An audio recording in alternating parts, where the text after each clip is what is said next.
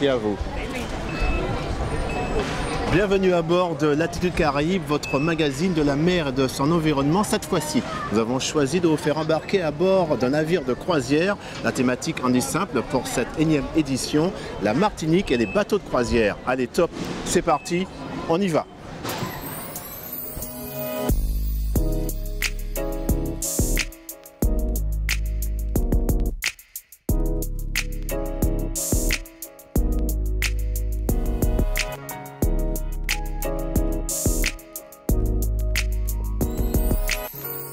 Karine Camille, nous voilà donc partis de Pointe-à-Pitre, destination Fort-de-France. La thématique de ce numéro est les bateaux de croisière en Martinique. En tant que président du comité martiniquais du tourisme, vous êtes à même de nous dire toute l'importance d'un tel événement. Effectivement, l'arrivée des paquebots de croisière à la Martinique revêt une importance capitale. Parmi tous les secteurs qu'il nous faut redresser, la croisière en est un qui est tout à fait fondamental parce qu'il ne faut pas oublier qu'un paquebot qui arrive à Fort-de-France, ce sont 2000 à 3000 passagers qui débarquent chez nous, qui vont consommer des excursions, qui vont aller dans les commerces, qui vont faire vivre beaucoup d'artisans, de commerçants, rencontrer notre population et puis qui voudront revenir séjourner à la Martinique. C'est important. Karine Camille, nous nous retrouvons dans quelques instants.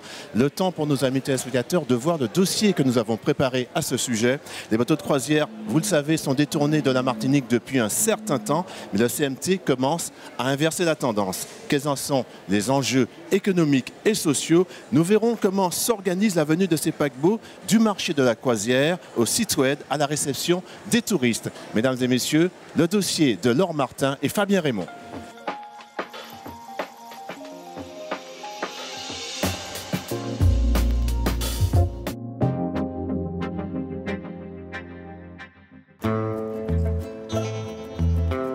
Miami, la capitale mondiale de la croisière. Ici, à l'ombre des buildings, jusqu'à 6 paquebots peuvent être accueillis en même temps. 5 millions de passagers embarquent tous les ans. C'est aussi la capitale du business de la croisière, car en pleine saison, en mars, un grand salon rassemble les professionnels. Chaque année, les compagnies de croisière viennent y négocier des destinations. 3600 visiteurs, 240 journalistes, une vitrine que le comité martiniquais du tourisme a voulu investir avec force en 2012. L'année dernière, nous étions sur un stand qui était moitié moins important. Donc c'est important aussi pour la visibilité que nous souhaitons avoir, comme vous pouvez le constater autour, que ce soit le Barbade, Antigua, Saint-Étienne-et-Vite, Saint-Martin, également sont dans des dynamiques de visibilité assez fortes. Ce que nous souhaitons, c'est aussi montrer aux compagnies de croisière que nous existons et nous tenons nos promesses. Le CMT est offensif car l'heure est grave. Le secteur de la croisière s'est littéralement effondré ces 20 dernières années en Martinique. Le nombre d'escales est passé de 678 en 1991 à 72 en 2011. Presque 10 fois moins, une catastrophe pour le secteur. Les croisières ne venant plus à la Martinique, il y aura à la fois des conséquences, je dirais, directement sur nous, notre activité, mais il y aura aussi des conséquences indirectes. Parce que malgré tout, le tourisme de croisière bénéficie au commerce de Fort-de-France, par exemple, ça leur permet d'avoir du chiffre supplémentaire. Donc si les croisières ne viennent plus, c'est toute la chaîne et tous les acteurs du tourisme qui vont être impactés. Pourtant, la Martinique et les paquebots, c'était une longue histoire d'amour entamée dès la fin du 19e siècle. Une longue histoire d'amour que celle des Martiniquais. La compagnie générale transatlantique, la Transat comme on l'appelle, choisit Fort-de-France comme port d'armement. La Transat vous souhaite un bon voyage à bord de Colombie. L'avion n'existe pas encore, le paquebot est le seul lien vers l'Hexagone. Chaque escale est un événement. Avant comme après-guerre, les navires en provenance du Havre de Bordeaux desservent 2 à 3 fois par mois la Martinique. Toute la population vibre au son des sirènes annonçant départs et arrivées. Le paquebot a un fort pouvoir de séduction. Même si l'on n'a pas toujours des parents à accueillir ou à accompagner, on vient rêver, admirer ponts et cabines. Les mouvements des navires et listes des passagers s'affichent dans les journaux. On connaît sur le bout des doigts les noms et horaires des paquebots, les courriers, comme l'on dit à l'époque. Cuba, Gascogne, Antilles, Flandre, Colombie. Les Martiniquais sont attachés à Colombie parce que Colombie était là avant-guerre. Moi, je ne l'ai pas connu, puis j'étais jeune. Colombie faisait la ligne d'ailleurs de la Colombie. Il faisait la France, il passait d'ailleurs, il faisait les îles Porto-Rico, il faisait Fort-de-France, il allait à Venezuela, il allait à Colombie, il remontait. Donc il faisait déjà une sorte de croisière.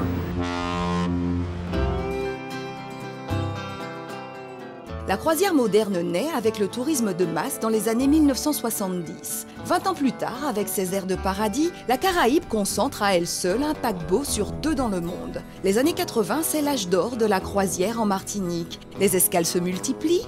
En 1991, 400 000 croisiéristes naviguent dans nos eaux. Mais depuis cette date, l'histoire d'amour entre les paquebots et Fort-de-France tourne à la scène de ménage.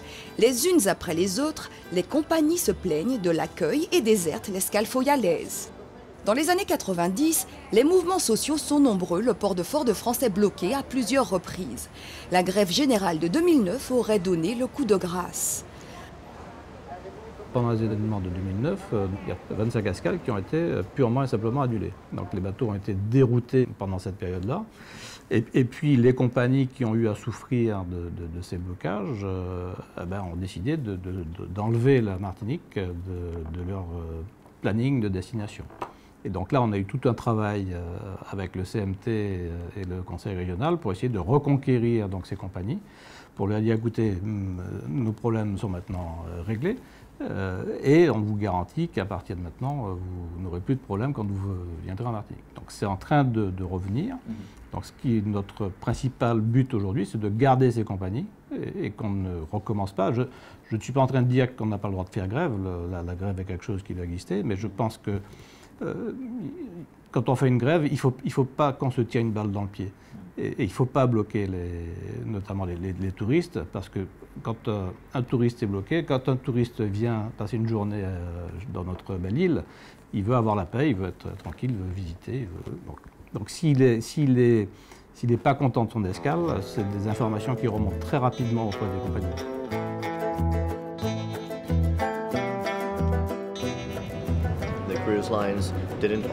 Les compagnies de croisière n'ont pas toujours eu de bonnes expériences en Martinique. Les paquebots ne se sentaient pas toujours bienvenus.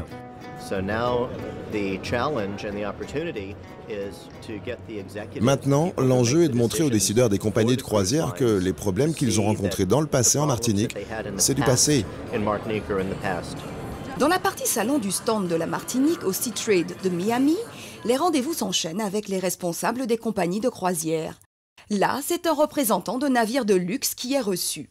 Les VRP de la destination Martinique lui proposent le Marin et les Anses d'Arlet. Une invitation apparemment entendue. Avec Silversea, nous allons dans une quarantaine de destinations et nous recherchons toujours de nouveaux endroits. Nous sommes en quête de petits ports dans lesquels nous serions les seuls navires de croisière. Le Marin est une possibilité. J'ai été très impressionné par ce que je viens de voir. Nous préparons la programmation pour 2014 et 2015 et nous envisageons d'y aller. Je vois de plus en plus de choses positives dans le Wall Street Journal et dans différents magazines et journaux. On dirait que les choses évoluent positivement en Martinique. J'ai appris qu'il y avait plusieurs 747 qui atterrissent chaque jour et ils amènent des Européens depuis Paris. Les gens doivent y passer du bon temps. Signe aussi que les temps ont changé, un représentant des chauffeurs de taxi accompagne la délégation martiniquaise à Miami. Il y a 10 ans, les transporteurs étaient montrés du doigt pour leur agressivité commerciale vis-à-vis des touristes. Ils l'assurent, c'est du passé. C'est deux signes de changement, effectivement. Nous avons un gros travail qui a été fait au niveau de la profession. Des formations qui ont été mises en place, une restructuration de la profession dans son ensemble, au niveau des équipements, etc.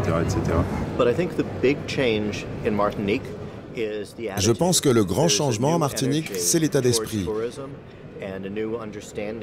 Il y a une nouvelle énergie autour du tourisme et une nouvelle compréhension de la valeur qu'il peut représenter pour toute l'île. Et pas seulement chez les professionnels du tourisme, mais dans toute la population qui peut en bénéficier. Plus il y a de touristes qui viennent, plus ils dépensent d'argent et plus il y a d'emplois. C'est mieux pour tout le monde. Mais même avec la meilleure volonté du monde, la Martinique souffre d'un handicap d'ordre géographique. Car la route des croisières s'est déplacée au nord-ouest de l'arc antillais.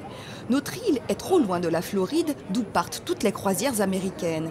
Un handicap qui touche aussi notre voisine du nord, la Dominique.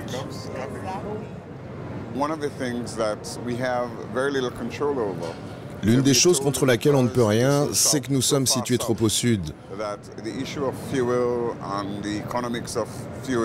La hausse des prix des carburants fait que nous ne pouvons pas attirer les croisières qui partent de Miami pour une semaine. Avec des croisières de 10 jours, on s'en sortirait mieux. Du fait de son éloignement de la Floride, la Martinique ne retrouvera peut-être jamais le nombre d'escales atteint au début des années 90. A l'inverse, Saint-Martin a une situation idéale sur la route des paquebots américains. Sa fréquentation a explosé ces 10 dernières années et ça continue. Plus de 500 escales annuelles dans la seule partie hollandaise, 1 600 000 passagers. Nous avons un port agréable sur lequel nous avons construit un deuxième quai en 2009. Maintenant, nous pouvons accueillir 6 navires en même temps.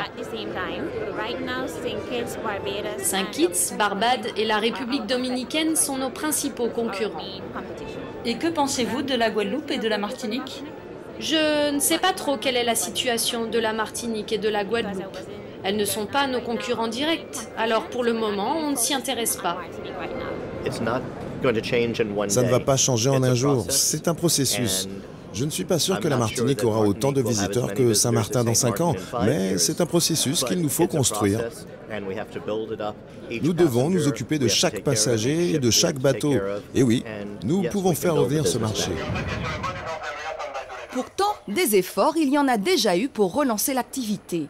Le 4 février 2004, le Queen Mary II, le plus gros paquebot du monde, accoste sur le quai de la baie des Tourelles et la Martinique met le paquet. Le chenal du port est dragué, le centre-ville nettoyé, accueil soigné sur les quais avec hôtesse en tenue madras, village artisanal, tambours, danseuses.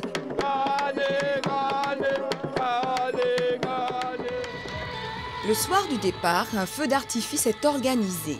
Les institutions martiniquaises misent 100 000 €, espérant un effet d'entraînement sur les autres compagnies de croisière. Bilan, un flop. Le Queen Mary II fait 10 escales et ne revient plus.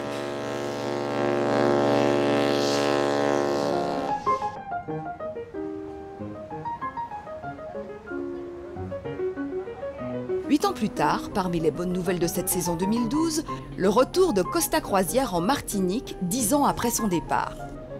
On avait renoncé parce qu'on avait quand même été sujet à certains problèmes d'organisation dans les ports. Il y avait des grèves et il y avait quelques événements qui avaient été très désagréables pour la compagnie, qui a fait qu'on a dit, bon ben non, si on ne peut plus travailler, on arrête. Mais ceci dit, bon, les choses changent, le monde évolue et donc je crois aujourd'hui qu'il y a cette grande différence d'avoir cette clientèle martiniquaise et guadeloupéenne qui part avec nous, c'est que maintenant, le public des Antilles françaises se sent concerné par la croisière. Elle n'est plus spectatrice de ces passagers européens ou américains qui partent en croisière. Ils font partie du voyage aujourd'hui. Pour Costa aussi, c'est une stratégie et donc nous voulons développer ces croisières dans les Antilles. Et il y a encore de belles perspectives. Pourquoi pas dans le futur allonger les saisons, mais il faut en effet réaliser les efforts qui devront être progressifs pour arriver vraiment à un accueil encore plus merveilleux que ce que nous avons aujourd'hui. Autre bonne nouvelle, la compagnie MSC Croisière viendra la saison prochaine. Le MSC Lyrica embarquera des passagers au départ de la Martinique. Des passagers européens mais aussi des Antillais, car la Martinique n'est plus seulement une destination, elle est devenue un marché. Sur le Costa Luminosa cette année, un passager sur 5 est un Martiniquais ou un Guadeloupéen. Peut-être le meilleur argument aujourd'hui pour attirer les paquebots à nouveau.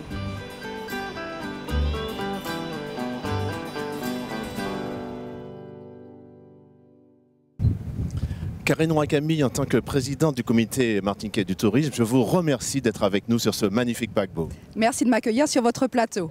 Alors nous l'avons vu dans notre dossier, vous étiez à Miami, vous avez tout fait pour tenter de faire connaître notre destination Martinique. Est-ce que d'ores et déjà vous en avez des retombées ?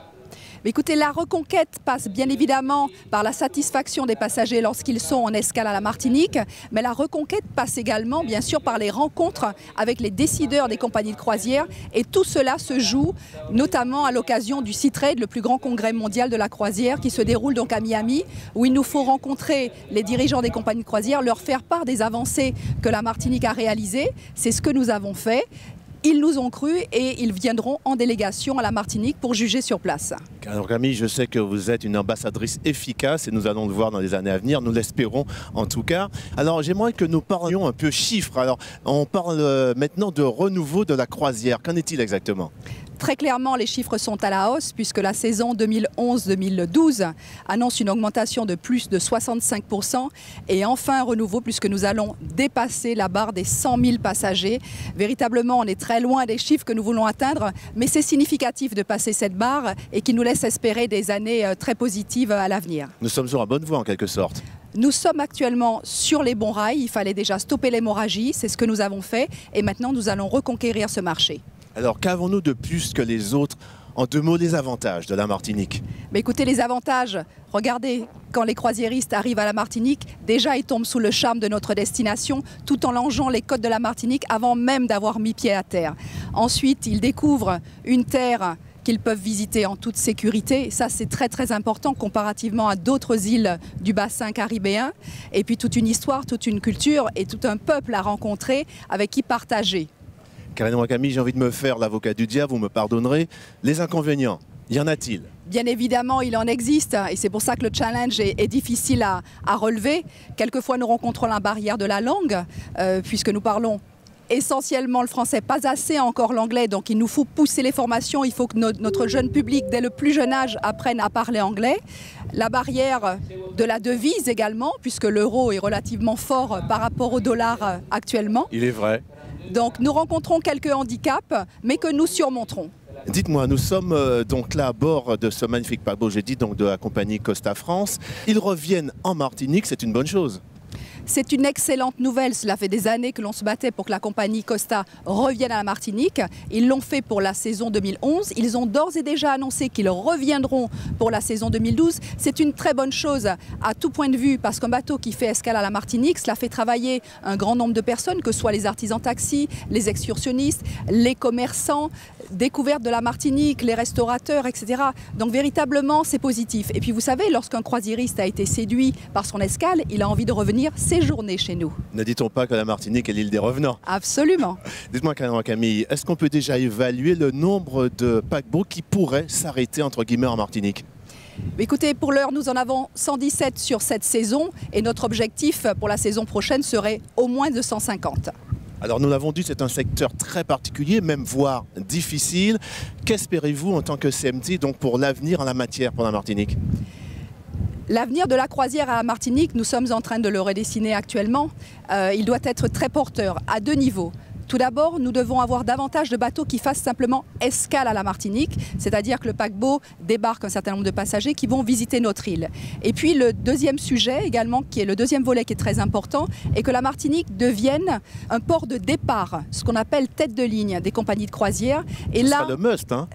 Ce serait très complémentaire pour nous. Ça signifierait que des milliers de passagers arriveraient directement par l'aéroport. Et là, nous faisons travailler encore plus de monde. Et ce qui est important, c'est qu'il faut avitailler le navire. À savoir que toute la nourriture, toutes les denrées pour une semaine de croisière, pour 2000 à 3000 passagers, pourraient être embarquées à la Martinique et faire donc travailler une partie de la production locale. Et puis, autre projet qui me tient particulièrement à cœur, c'est d'ouvrir une école de formation au métier de la croisière, parce que comme vous le savez, chaque année, il y a de nouveaux paquebots qui sortent, donc il y a une très très forte demande, il y a des offres d'emploi qui seront sur le marché. Il faut également que nos jeunes Martiniquais puissent trouver leur place dans cette industrie de la croisière. Camille, une dernière chose en ce qui concerne l'accueil, là aussi, des progrès à faire. À tous les niveaux, vous savez, il faut toujours se remettre en question et non pas se satisfaire des quelques améliorations que nous avons pu obtenir. Donc également sur l'accueil, nous travaillons. Mais je dois dire que les offices de tourisme sur tout l'ensemble de la Martinique sont nos partenaires et font un travail remarquable en ce sens. Alors justement, Camille, en vous remerciant d'avoir été notre invité, je vous propose de regarder ainsi que nos amis téléspectateurs un sujet de Laure Martin Hernandez, visite guidée de ce bâtiment.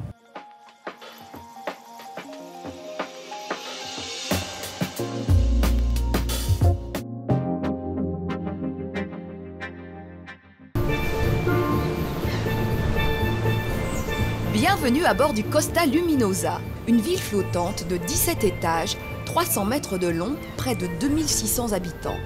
Le paquebot effectue pendant la saison des tours d'une semaine avec escale en Guadeloupe et en Martinique. Et les Antillais sont de plus en plus nombreux à se laisser tenter. Ils représentent aujourd'hui 20% des passagers. Principal argument de séduction, le cadre, mais aussi le fait que sur un paquebot, on se la coule douce. Personnellement, je n'ai pas l'habitude d'être servie, d'être chouchoutée. Je dirais même, ça change de la vie quotidienne que nous avons chez nous. Ça, pour nous en tout cas. Hein? Parce qu'on n'est pas des gens, comme on dit, riches, mais on a besoin de ça de temps en temps. Et vraiment, je souhaite à tout le monde de pouvoir faire ça. Pour faire fonctionner cette véritable usine à détente, une mécanique bien huilée est mise en œuvre. Une armée de 900 membres d'équipage assure le confort et la sécurité de près de 2000 passagers. Tous sont placés sous l'autorité du commandant, seul maître à bord. Depuis tout petit, je rêve d'être capitaine. Donc maintenant, je suis très heureux d'être à ce poste, même si les responsabilités sont importantes. Parce que le capitaine doit s'occuper de la sécurité. Il est responsable de tout ce qui peut arriver à bord.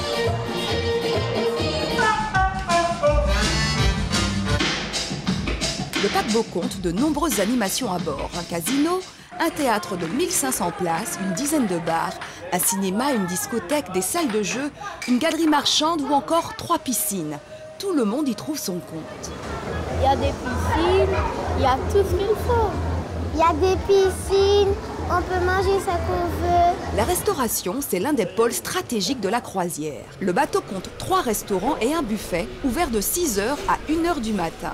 En cuisine, 140 personnes s'activent. Au service, ils sont encore plus nombreux, 180 serveurs dirigés par un maître d'hôtel qui a 40 ans d'expérience dans la croisière. Marc, combien de couverts as-tu ce soir? 20 de différentes nationalités, français, anglais, allemand, italien. Je supervise le buffet, le restaurant principal et aussi 2 autres restaurants. Ici, ce n'est pas comme dans un hôtel parce qu'il y a 2 services en 2 heures. Au dîner, on sert 1300 personnes. On doit assurer un bon service tout en préparant la 2e série puisque 1300 autres personnes arrivent ensuite. Et tout cela en 2 heures.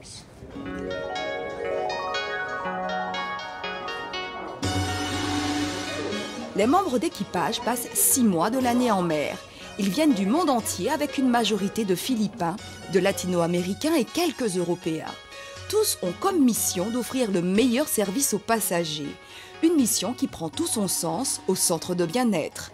Namasté. Il s'étend sur 2000 mètres carrés. Massage, salle de sport, de méditation, soins esthétiques, thalassothérapie, le must de la détente.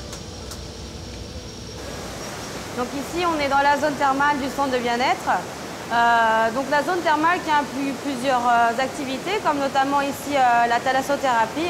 On a notamment aussi 4 bains turcs qui chacun ont une différence de température et de taux d'humidité. À bord d'un paquebot, la vie ressemble à un long fleuve tranquille. Et quand les côtes de la Martinique approchent, les passagers embarqués à Fort-de-France une semaine plus tôt voient l'heure de la croisière se terminer. Un retour sur Terre sous la pluie qui signe la fin des vacances dans ce monde garanti sans souci. Ah, c'était super, c'était fantastique, c'était même trop court. on est un peu triste de rentrer.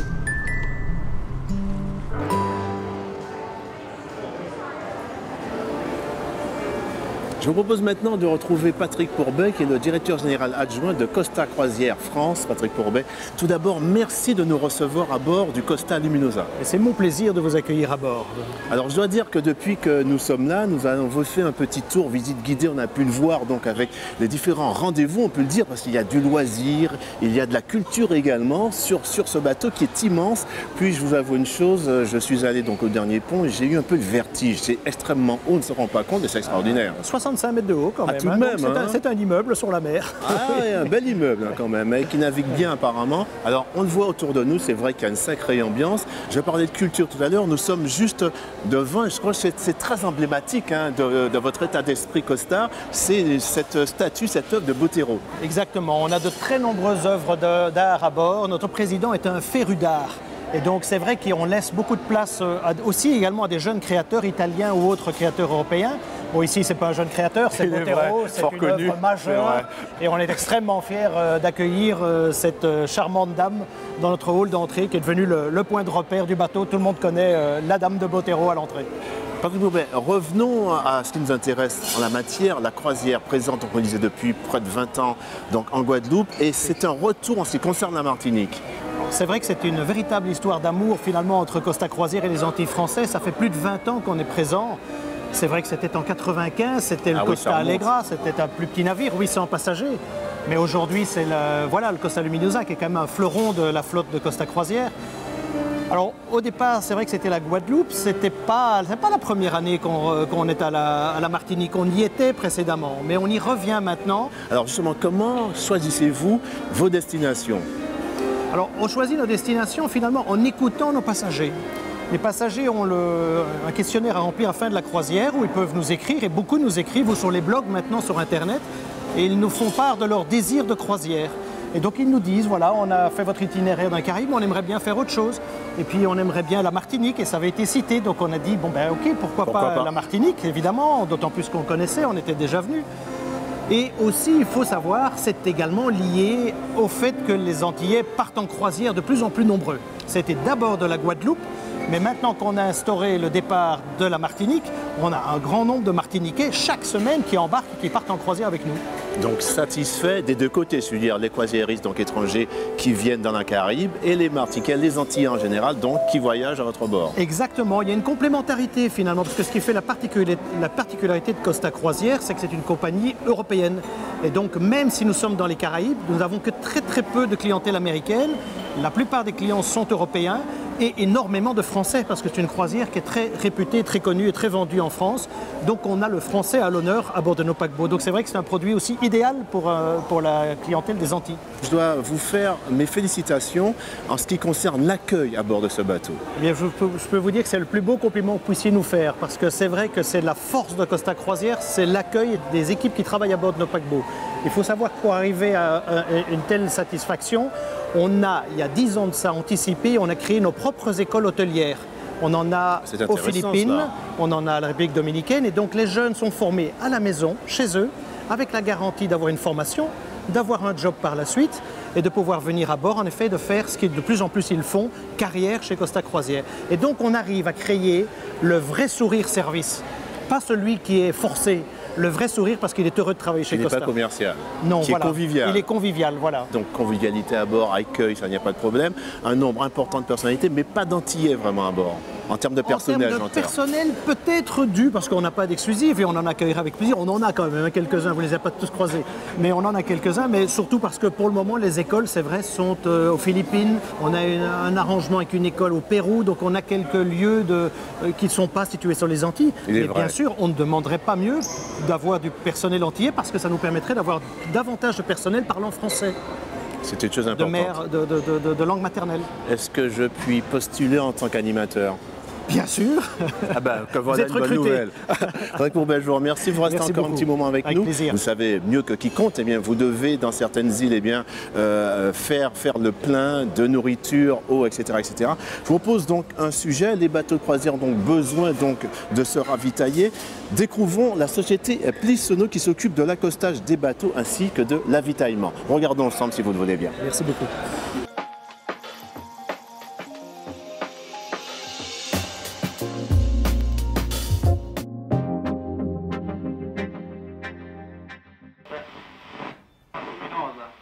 Yes, Costa Luminosa, this is Front of France Pilot, good morning.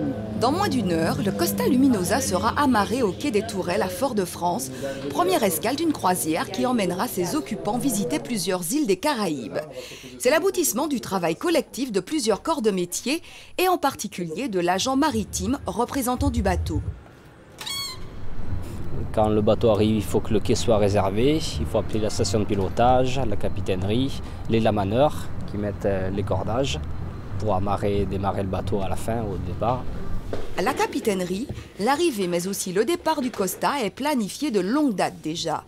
Le jour J, il faut simplement s'assurer que tout se déroule comme prévu. L'agent va nous contacter pour nous donner toutes les caractéristiques du navire, notamment sa longueur et son tirant d'eau, pour savoir si la place à quai qu'il voudra est quelque chose qui est faisable. Donc lui, ce qui l'inquiète, c'est de savoir si pour telle date, il va avoir une place et si cette place est bonne pour son navire. Pilotage, capitainerie sur 13. À 11 h, à la station de pilotage de Fort-de-France, l'équipe du jour suit avec attention la progression du bateau. C'est bientôt l'heure de rentrer en scène pour le pilote. Dans quelques minutes, il prendra la place du commandant de bord pour rentrer le bateau de croisière à bon port. Notre but, c'est d'assister le navire pour rentrer en toute sécurité dans le port désigné. La réglementation impose pour des navires à partir d'une certaine taille d'avoir l'obligation d'un pilote et d'y avoir une assistance pour pouvoir rentrer. Pour des raisons très simples, des raisons d'une part de sécurité, parce que le navire n'est pas forcément habitué à venir là, et donc chaque port a des pilotes qui connaissent parfaitement les infrastructures et le lieu et qui assistent le commandant à la manœuvre. Le Costa, je vais les récupérer au niveau de la pointe d'Ennex, c'est l'embarquement du pilotage. Je vais les récupérer là.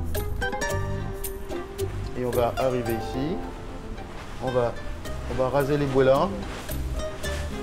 On va s'arrêter là. On va faire demi-tour et on va rentrer en marche arrière jusqu'ici. Et une fois le navire à quai, la logistique mise en place par l'agent maritime peut continuer. C'est au tour des amaneurs, le personnel chargé de fixer les amarres, d'agir. Sur le quai toujours, les fontainiers fournissent près de 300 mètres cubes d'eau au bateau et à ses 2600 passagers. De son côté, la police des airs et frontières s'est assurée que le navire et ses occupants sont bien en règle. Mais le travail de l'agent maritime ne s'arrête pas là. Nous sommes les concierges des navires quand ils viennent ici. Ils peuvent faire n'importe quelle demande et on doit nous exécuter. Ça peut aller du malade qu'il faut amener à la Ménard, où il faut traduire parce que parfois c'est des gens étrangers. Et puis ça peut être n'importe quoi. Et donc là, hier, ils avaient besoin de 500 kg de fromage. Malheureusement qu'on n'a pas pu trouver localement parce que c'est vrai que c'était une grande quantité qu'on ne pouvait pas fournir. La société Plissono se doit d'être aux petits soins pour les opérateurs qui s'arrêtent dans notre île, car l'activité reste en crise. Dans les années 90, la Martinique accueillait près de 600 escales. Pour la saison 2011-2012, ce sera seulement 110. Dans les années 90, le service chez nous qui s'occupe de l'agence maritime représentait à peu près une dizaine de personnes. Aujourd'hui, c'est plus qu'une personne. C'est une activité qui a énormément décru et qui est en train de repartir un petit peu grâce aux efforts qui sont faits notamment par le Comité martiniquais du tourisme et le Conseil régional. Pour les acteurs du tourisme, cette modeste embellie n'est pas vaine car la croisière peut être considérée comme un test. Un touriste de croisière conquis peut se transformer en un touriste de long séjour.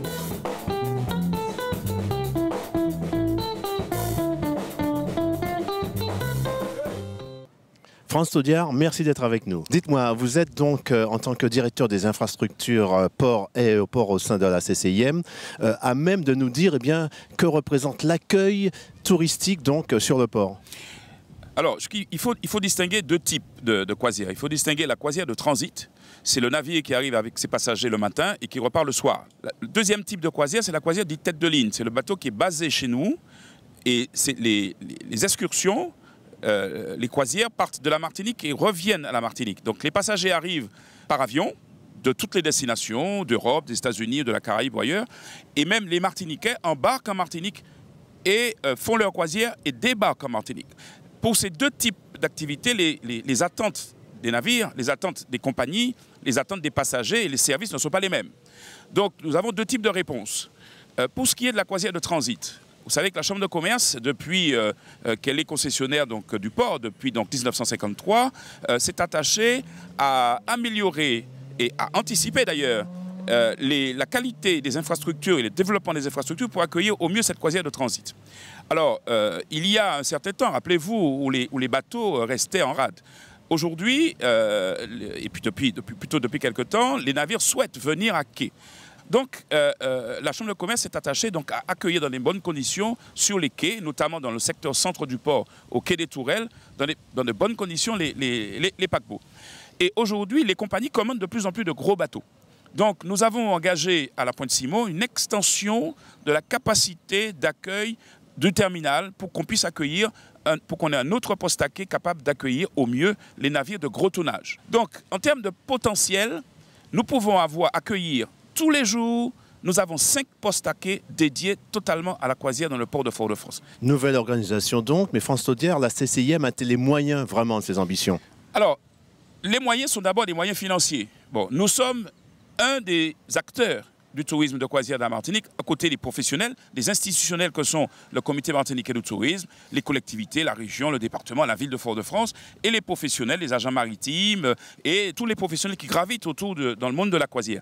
Donc les moyens financiers, le projet de la Pointe-Simon, c'est un projet qui est de 9,5 millions d'euros. Tout de même, hein. 9,5 millions d'euros, et qui a été financé par l'Europe, donc il y a également l'intervention des services de l'État et de l'Europe à hauteur de 43%, et la région est intervenue à hauteur de 29%. Ce n'est qu'avec l'accompagnement des collectivités de l'État et de l'Europe que nous pouvons atteindre, nous donner les moyens pour pouvoir répondre aux attentes des compagnies et de l'activité tourisme de croisière. Il est vrai que ça n'est pas toujours évident. Alors, quelles pourraient être plutôt les retombées financières en la matière? Alors, très rapidement, ça me permet de parler de la deuxième catégorie, de la deuxième type de croisière, c'est la croisière tête de ligne. Les retombées peuvent être énormes pour l'économie martiniquaise. Je vous ai dit que les bateaux sont basés chez nous et on vient par avion, on vient en Martinique prendre le bateau. Donc déjà, il est retombé sur le trafic aérien. C'est très important. Un bateau de 2000 passagers, s'il est rempli, si vous voulez, c'est 4-5 gros porteurs qui atterrissent sur le tarmac de l'aéroport Martinique Aimé Césaire. Ensuite, il faut transporter les passagers de l'aéroport vers le port. Ensuite, il y a tous les services. Vous pouvez avoir des entreprises, tout ce qu'il faut pour la vie à bord et la maintenance. Ça veut dire qu'en Martinique, si nous voulons bien offrir donc à nos passagers de quoi acheter et de quoi, je vais dire, dépenser. Donc, il faut que nous fassions preuve d'imagination pour que la dépense moyenne par passager et donc les retombées soient plus importantes pour l'économie martiniquaise. Est-ce que cela ne passe pas aussi par l'accueil? Alors, absolument. Absolument, ça passe par l'accueil. Et l'accueil, si vous voulez, c'est le premier contact que le passager a avec le pays.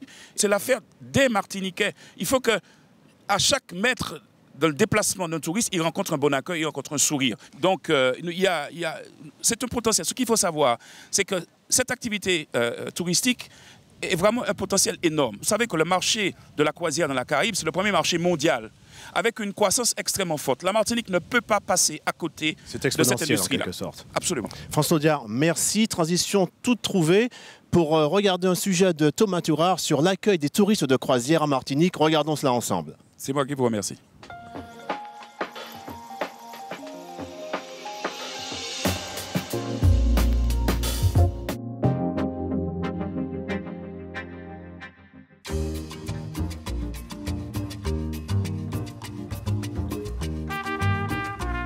Il est midi, comme tous les samedis, le paquebot de croisière glisse sa grande carcasse dans le port de Fort-de-France. Après une nuit de navigation, les nombreux passagers ont hâte de se dégourdir les jambes et découvrir un petit bout de l'île. Sur leur chemin, les hôtesses du CMT, le Comité martiniquais du tourisme, distribuent à tour de bras cartes et explications car il n'y a pas de temps à perdre. Si certains ont opté pour des excursions organisées à l'avance, d'autres vont préférer l'improvisation.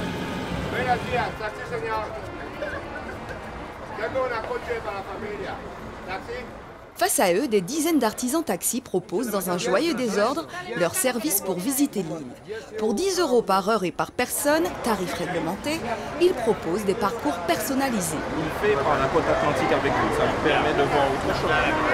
À leur niveau, les taxis, souvent premier contact avec les touristes, cherchent à améliorer les rapports avec des visiteurs sur leur garde. On essaie de travailler pour faire en sorte que, effectivement, au niveau de la profession, nous ayons vraiment des gens compétents, je veux dire au niveau linguistique déjà, ensuite l'accueil, etc. et le savoir-faire, pour effectivement que le touriste, quand il arrive, il puisse trouver que ça, afin de mieux aussi véhiculer notre image à travers le monde. Et pour ceux qui auraient décidé de rallier le centre-ville à pied, un itinéraire de couleur a été mis en place pour les orienter. Sur leur parcours et dans le centre, La police municipale veille au grain. On est là quand même pour enseigner, on est là pour les accompagner, prévenir de tout désagrément. Donc je pense que ça peut être un peu plus rassurant de voir que la police patrouille justement sur le petit parcours qu'ils ont à faire entre la CGM et le centre-ville. Mais les désagréments que rencontrent nos visiteurs ne sont pas ceux que l'on pourrait croire. Tous les commerces sont fermés, donc on est un peu étonné, mais bon, apparemment ça doit être normal, je ne sais pas. C'est une coutume locale selon vous? Je ne sais pas, mais je trouve que fermer le lundi matin et ouvrir le samedi après-midi, c'est pas mal, quoi. C'est dommage pour les commerçants, parce qu'ils perdent quand même un peu d'argent, là. Voilà, alors il faudrait bien développer ça, d'avoir des commerces ouverts plus longtemps, ou comme ça. Ou en soirée, ou je ne sais pas, voilà. Peut-être que les gens, ils ont plus de temps pour venir. Ça serait bien agréable. Ouais. Cette bizarrerie foyalaise, l'association des commerçants de cœur Foyal tente de l'inverser. Mais ce n'est pas chose facile. Ce qui serait bien, c'est de pouvoir mutualiser les différents acteurs économiques du centre-ville pour pouvoir proposer un programme global d'animation, mais aussi d'événements le samedi pour permettre une ouverture plus longue le samedi après-midi. Les réticences, c'est le coût que ça peut représenter, l'ouverture le samedi après-midi. Mais bon, nous sommes en train d'étudier la possibilité d'une modification de plage horaire. En attendant, l'Office du tourisme de Fort-de-France est sur le pont pour répondre aux questions des touristes. À chaque escale de bateaux de croisière, l'organisme met en place une brigade de stewards urbains reconnaissables à leur gilet rouge dans toutes les rues et les places stratégiques de la ville pour orienter et rassurer les nouveaux venus. C'est intéressant de voir que le patrimoine, la montagne Pelée, il y a eu l'éruption qui a rasé tout Saint-Pierre en 1902. Et là encore, en réponse aux fermetures prématurées des commerces, la brigade dirige les visiteurs vers le centre commercial resté ouvert et sur les plages de la Française et des Trois-Îlets. Toutefois, sans l'aide de la population, cet accueil ne pourrait être complet. Nous sommes représentatifs de notre Martinique et nous devons justement d'accueillir tous ceux qui viennent visiter la Martinique. Ça me paraît, pour moi, logique et évident. Un point de vue qui devrait faire plaisir à tous ceux qui œuvrent pour le renouveau du tourisme en Martinique.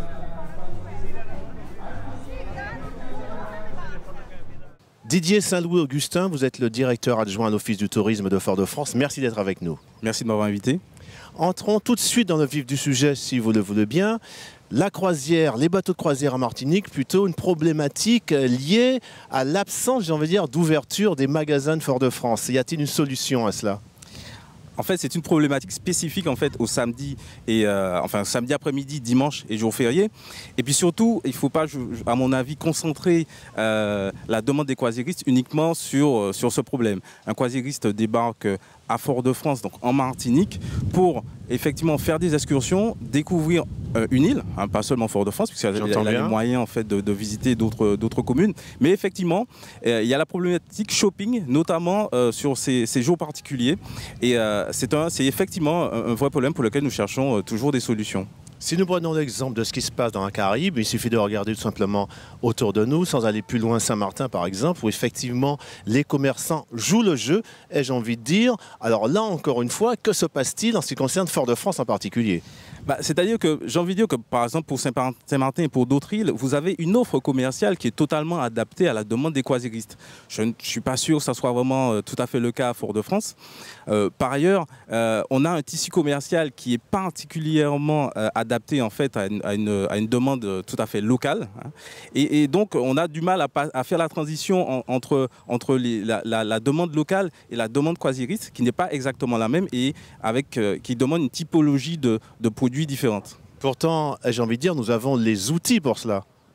Nous avons tout à fait les outils. Je crois qu'il doit surtout avoir une dynamique qui doit se mettre en place et qui doit partir des commerçants, puisque vous savez très bien que ce n'est pas un pouvoir public qui peut transformer l'offre commerciale. Donc la dynamique doit vraiment venir des commerçants eux-mêmes, même si nous sommes là pour l'accompagner. Est-ce qu'ils sont tous partie prenante? Est-ce qu'ils ont envie vraiment de sauter le pas? Parce que jusqu'à présent, ça n'a pas été le cas, soyons clairs. Oui, tout à fait. Mais je pense que les commerçants, il faut qu'on continue à essayer de leur prouver, tout simplement, qu'il y a une clientèle à leur disposition au niveau de la clientèle croisiériste, qu'il y a une vraie demande. Et il faut qu'ils fassent des efforts, des adaptations au niveau de leur offre pour pouvoir capter cette clientèle croisiériste. C'est tout un travail. et on continue à le faire.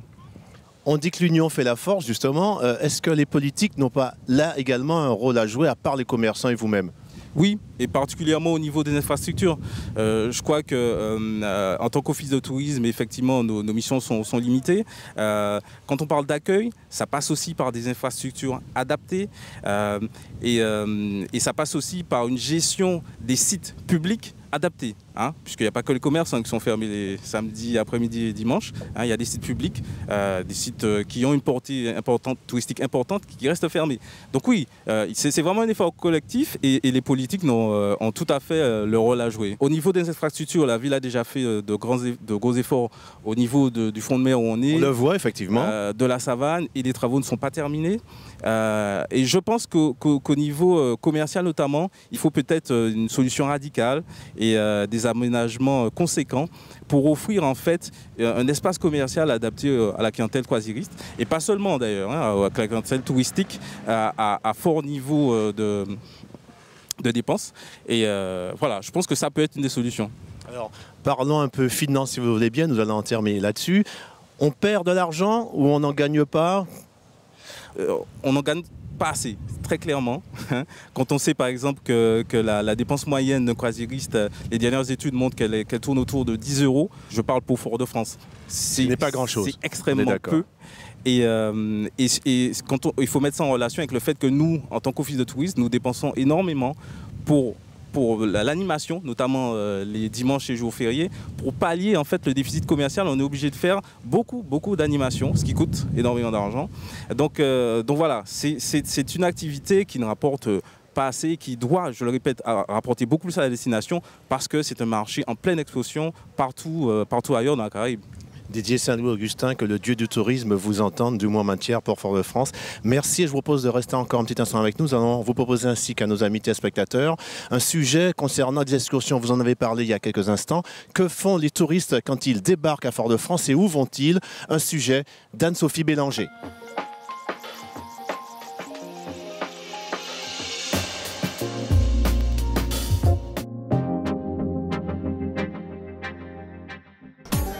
Dans l'ombre de ce bateau de croisière, les voyagistes martiniquais s'affairent. Pour ces touristes de toute nationalité, ce n'est qu'une escale de plus sur le trajet de leur croisière, une autre île dans la Caraïbe. Mais pour la Martinique, c'est le dernier paquebot de la saison. Pourtant, comme au premier jour, à chaque maillon de cette chaîne qui s'organise, le même crédit. Si on arrive à faire découvrir la Martinique aux touristes qui viennent, donc leur montrer ce que peut offrir la Martinique, à leur tour, en retournant chez eux, ils vont dire à leurs amis donc, de venir visiter la Martinique.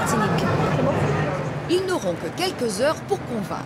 À chacune de ces escales, des dizaines de cars se déversent sur la Martinique. Celui d'Anne-Marie prendra la direction de l'habitation Clément. Les distilleries sont les destinations les plus prisées. Bien loin de la plage, un décor où le bruissement de la canne vole la vedette à l'ombre des cocotiers, le goût de la mangue à celui de la noix de coco. Elles sont super ces mangues. Donc les yeux, le bruit des oiseaux, le goût, l'odeur, tous les sens y sont. Ça sent très bon. Par rapport à nous qui vivons dans le nord de la France, donc c'est magique. Hein. On n'est pas déçus d'avoir choisi ça. Bon, il y avait plusieurs excursions, mais la plage, on va prendre une journée de plage. Bon, allez, on préfère venir ici. Voir non, justement, ce que vous dites, on l'a choisi parce que c'était le patrimoine. Ouais. C'est ce qui nous intéresse. C'est ce qui nous intéresse le plus. Ce qui est vrai, avec un grand V. Des touristes en quête d'authenticité, de tradition, une nouvelle demande, mais aussi de nouveaux arguments marketing pour se différencier sur le marché des destinations. Exprimer sa singularité face aux autres îles, mais aussi offrir une vitrine sur sa culture, son patrimoine, son identité, c'est un enjeu de taille pour la Martinique. Nous essayons donc aux côtés du CMT de pouvoir avoir un positionnement pour la destination, qui serait donc un positionnement qui serait basé sur de la culture, du patrimoine, qui sont des éléments que nous avons beaucoup et que nous pouvons valoriser. Là où on est très facilement concurrençable sur les plages, etc. Mais nous avons un réel patrimoine très important que des sites comme le nôtre peuvent apporter, peuvent montrer. Autant la personne peut être intéressée par un tourisme culturel, autant nous voulons nous positionner là-dedans. Vous avez le choix, messieurs, dames, entre les cocktails, les punchs, les liqueurs, les rhums blancs et les rhums vieux. La culture, oui, mais la plupart de ces touristes sont venus pour le rhum. Néanmoins, aujourd'hui, ils repartiront peut-être avec une autre saveur de notre île. Cette île est la plus riche, c'est la plus intéressante de toutes. Pour la plage, c'est mieux d'aller par exemple à Catalina, en République dominicaine, ou dans des îles qui sont plus sauvages. Mais la Martinique est la plus particulière à mes yeux, parce que par rapport aux autres, elle offre bien plus que le balnéaire. Ça fait la 5e fois que je reviens. Alors vous voyez que j'aimais bien ce pays. Voilà, puis les Caraïbes, hein. J'ai fait ça avec mes petits-enfants il y a quelques années aussi. J'avais mon mari. Voilà, mais les Caraïbes, c'est toujours bien, c'est toujours un beau pays à voir. Il y a toujours quelque chose de nouveau. Revenir. Une promesse qui disparaîtra peut-être face à la multitude des escales. Qui sait en effet quelles sont exactement les retombées économiques de ces visites? Quelques heures à peine passées sur notre île, encadrées par un voyagiste. Pourtant, il suffirait qu'au cours de cette visite, un seul de ces touristes décide de revenir pour que le succès soit partagé. On avait envie de voir un peu ce qui se passait à la Martinique parce qu'on a l'intention certainement de passer quelques jours en villégiature, peut-être l'année prochaine, venir 15 jours, 3 semaines, et voir aussi en profondeur comment les gens vivent, bon, bien que ce soit français bien sûr, mais je veux dire ne pas faire simplement une demi-heure de bus pour aller voir le Jardin Clément, voir autre chose. Découvrir la Martinique, un produit à haute valeur ajoutée sur un marché de plus en plus concurrentiel, le meilleur moyen aussi pour passer d'un tourisme subi à un tourisme intégré. Et bien voilà, c'est terminé pour ce numéro. Tous nos remerciements à la compagnie Costa Croisière, le comité martiniquais du tourisme, sans oublier la ville de Fort-de-France ainsi que tous nos partenaires. Vous pouvez nous retrouver sur notre site www.latitudecaraïbes.com et vous le savez déjà, notre page fan. Voilà, je vous dis à très bientôt sur Latitude Caraïbes.